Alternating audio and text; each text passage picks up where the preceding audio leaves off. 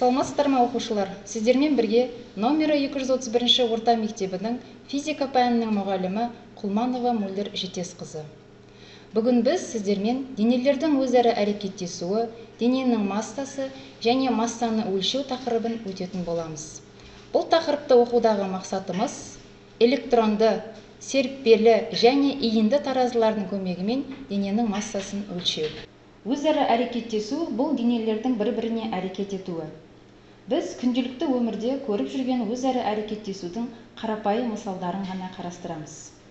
Бірінші суретте көріп отырғандарыңыздай, мұз айдынында аяқтарына коньки байланған екі баланың бірі екіншісін қолымен итеріп жіберді делік. Сол кезде екеуі де бағыттары қарама-қарсы жаққа қарай сырғанайтын болады. Бақылаулардың нәтижесіне сүйенетін болсақ, кішірек баланың ересектеу балаға қарағанда үлкенірек жылдамдықпен, яғни алысырақ қашықтыққа қозғалатынын көреміз.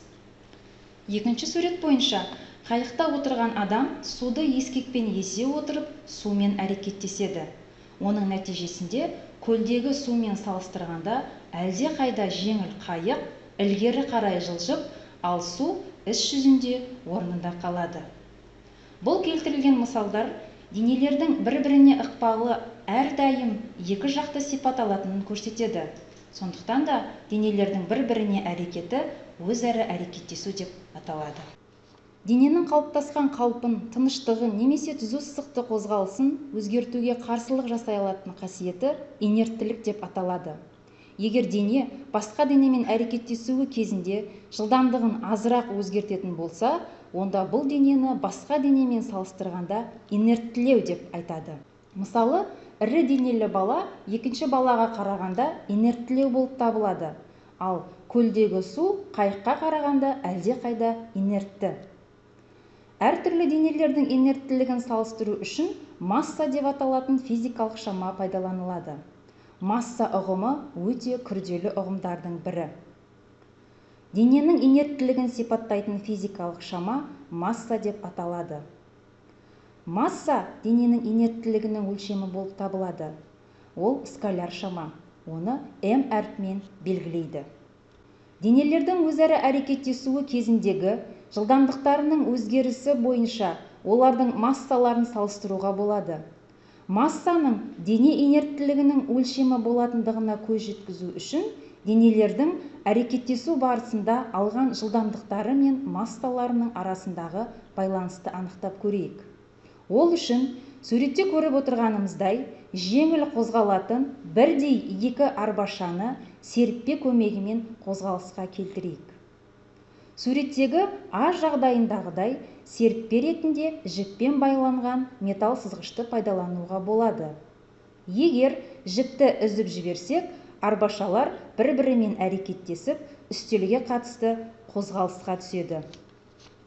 Суреттегі Ә жағдайындағыдай арбашалардың үстіне бірдей материалдан, ағаштан немесе темірден бірдей көлемде жасалған білеушелерді қоятын болсақ, сол жақтағы арбашаға екі білеуші, оң жақтағы арбашаға бір білеуші салып, оларды қозғалысқа келтіріп көрейік. Сонда бірдей уақыт аралығында оң жақтағы арбашаның жүріп өткен S1 жолы екіншісінің S2 жолынан 2 есе артық болатынын байқауға болады. Сонда массасы үлкен дене, массасы кіші денеге қарағанда өзінің жылдамдығын аз шамаға өзгерте алады. Бұдан шынында да дененің инерттілігінің өлшемі масса деп біз нақты айта аламыз. Екі дененің массаларының қатынасы олардың өзара әрекеттесуі кезінде алған жылдамдықтарының модульдерінің қатынасына кері пропорционал болады.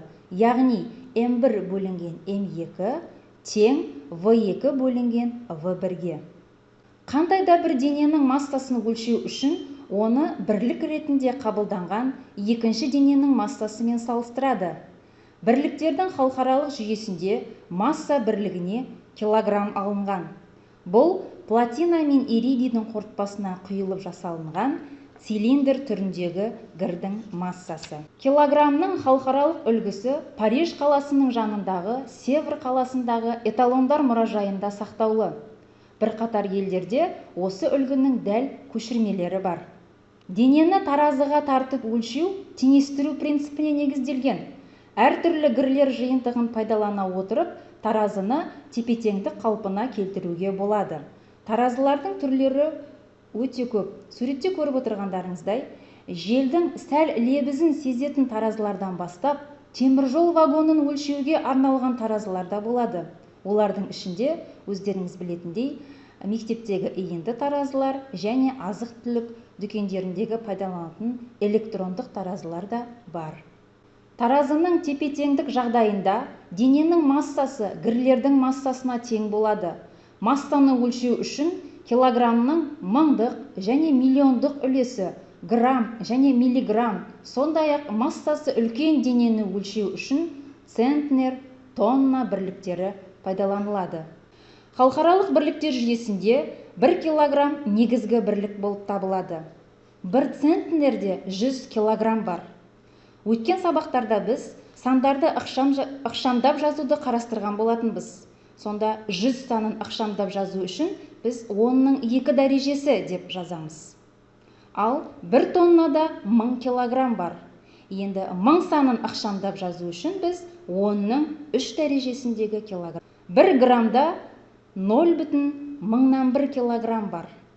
Біз бұны 1-ді 1000-ға бөлу арқылы тауып отырмыз. Яғни 0,1 санын ықшам түрінде жазатын болсақ, 10-ның -3 дәрежесіндегі килограмм деп жазамыз. Енді 1 миллиграмм.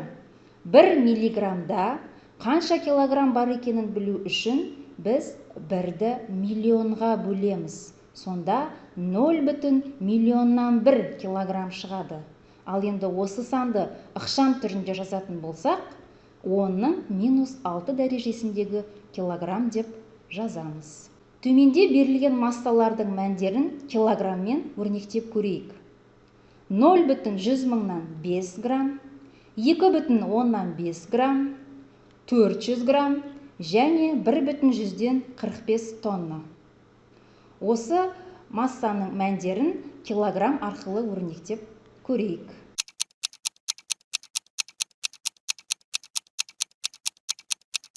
Ал енді балалар, біз жаңа айттық, массаны М әріпімен белгілейміз. Яғни М тең 0,100 мыңнан 5 грамм.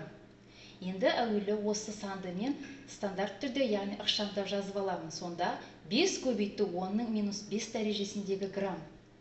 Граммды килограммға айналдыру үшін біз мыңға бөлеміз. Мыңға бөл деген сөз 10-ның -3 дәрежесіне көбейт дегенмен бірдей. Сонда шығындысында 5 көбейтті 10-ның -8 дәрежесіндегі килограмм шығады. Келесі 2,5 грамм. М тең 2,5 грамм. Граммды килограммға айналдыру үшін мыңға бөлеміз. Ол кезде 0,1025 килограмм шығады.